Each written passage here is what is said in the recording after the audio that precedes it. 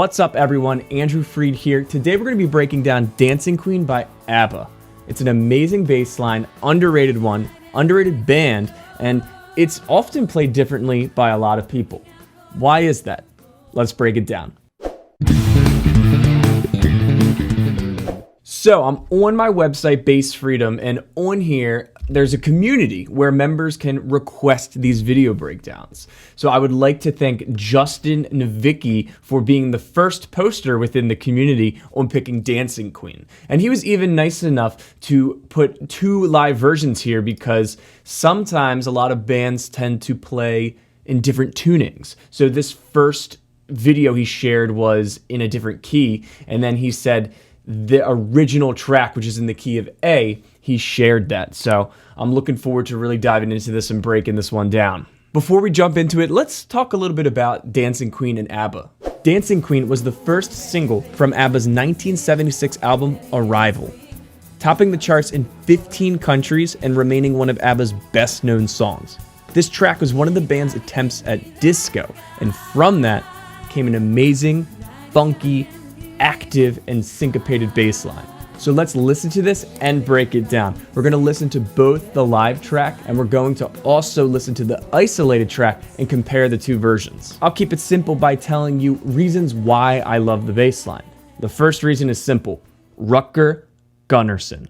The incredible bass playing is none other than Rutger Gunnarsson, one of the band's long-term musical collaborators. He started playing bass with them in the early days of the band. In 1972, he wasn't the only bassist to appear on the band's recordings, but he was the most well-known out of them, and he helped arrange a lot of ABBA's tunes.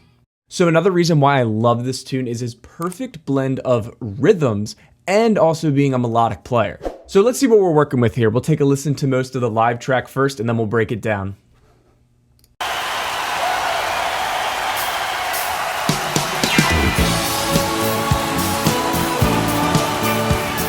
Faster. Way faster than the original track.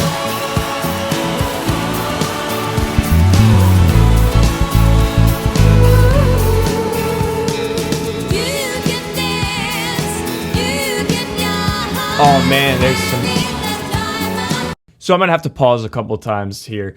There is already a huge difference between what he does on the original track to what he does live. So it shows how Rutger really does have the same type of approach to his bass line, but there's clearly so many little different things going on. Oh man, we're gonna watch it and I'm gonna show you what immediately popped out to me there. That was so cool.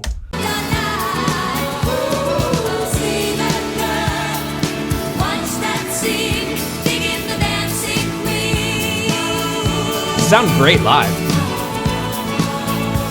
Really good.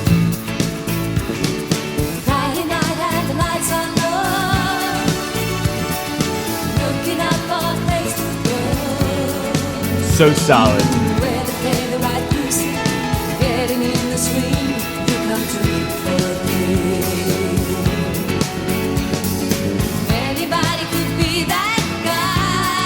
Wow.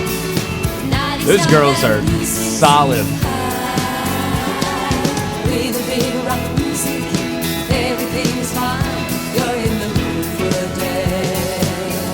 Wow, really sounds good.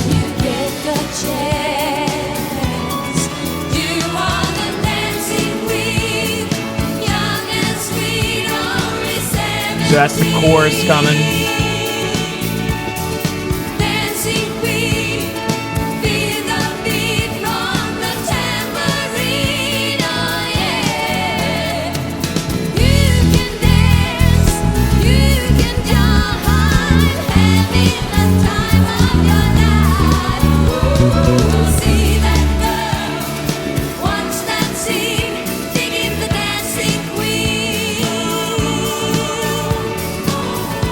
Alright, so obviously I know this song well. I transcribed it, but I hadn't listened too much to the live tracks. I was listening a lot to the studio track.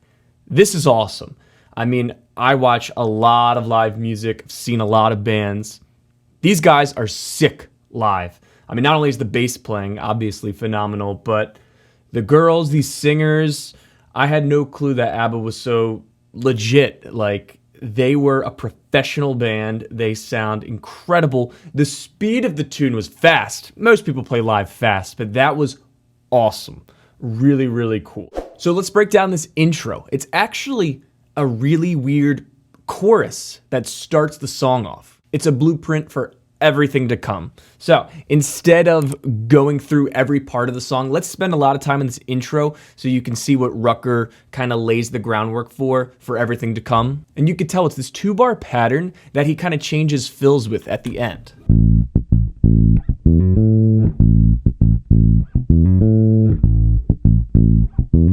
But at the end of each measure is this variation going.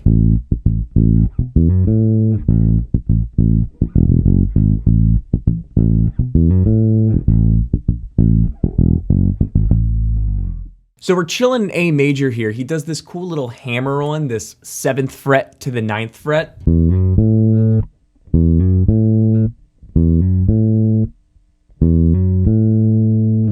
As it goes from A major to D major, but the D major is known as an inversion or a slash chord where the bass is just pedaling that root note of the chord the whole way through.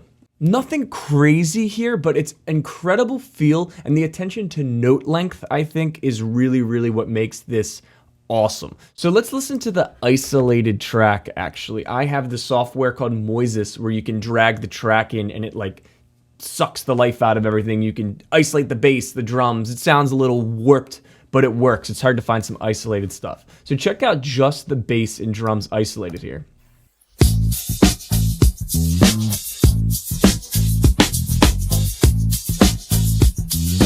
Bass. So you can hear that hammer on fill, A major, but just so solid, so tight with the drums. So this right here is that blueprint. The blueprint with that first few beats. If you do that, that is pretty much how every measure is going to start for the majority of the song. That rhythm especially and little fills he does, you can mix and match just like he does. So what's cool, once the vocals come in, there's a really, really cool progressional change here. And this is what I was geeking out about when I watched the video, is he chooses to do something different from the original track. I want to show you. So listen right here to this part, right here. So he does this thing. He does that little chromatic half step. So over the E major, he's hitting the root. And over the live track, it's a C sharp 7 chord. He's playing the major third of C sharp, which is F or E sharp if we're being literal. But the cool thing here is, I love that it's just something different. I love the chromaticism. Bassists often play roots, so the fact that he was throwing in something a little different just is awesome to a musical nerd. If you listen to Moises, you'll see he doesn't do that. Let's find it.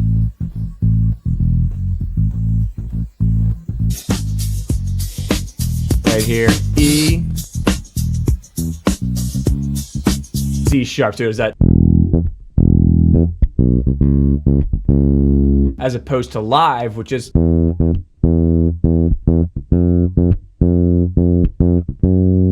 I'm a sucker for the chromatic motion, but that's why things like this are fun to break down. I mean, I transcribed this original track and I had me playing the root notes, but live he was doing some chromaticism.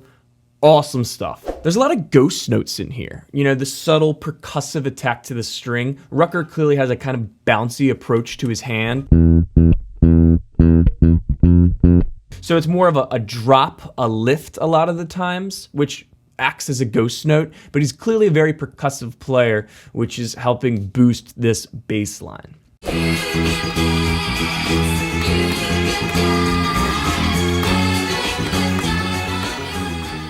So if you're really trying to absorb this song, just know that it's pretty much the same rhythmic blueprint. It's got that fun little hammer-on part and different fills. Starts off with the chorus, then we have this 4-bar interlude before the verse.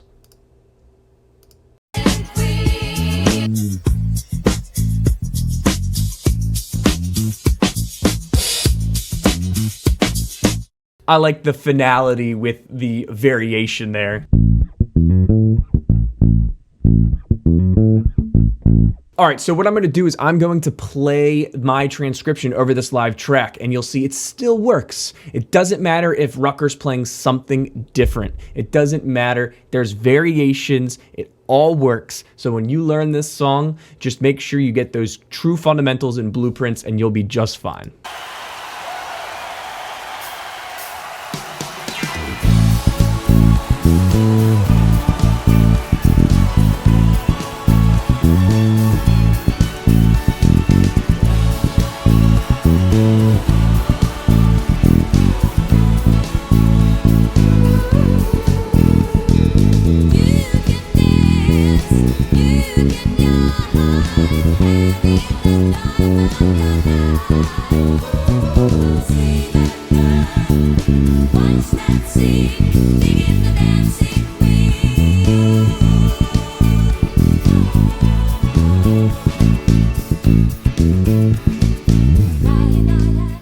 So that is so fast, but it works. I played give or take my transcription over what Rutger did. I really wanted to do this.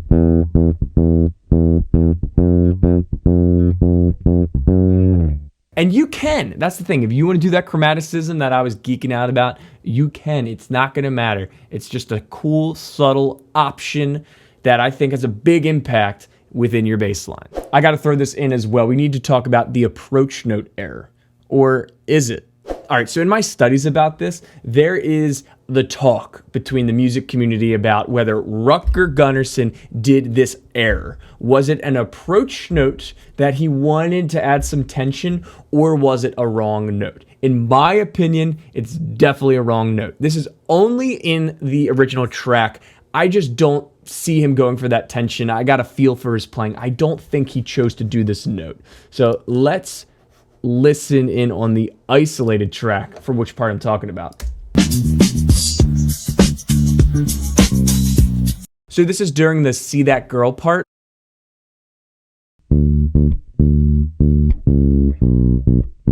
See that girl. There he hits a C sharp. Listen to this. This has been talked about a lot.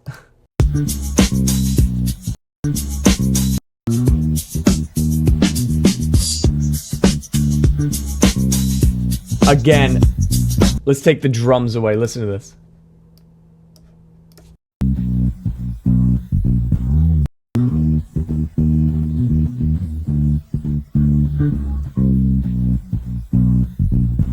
He does a C.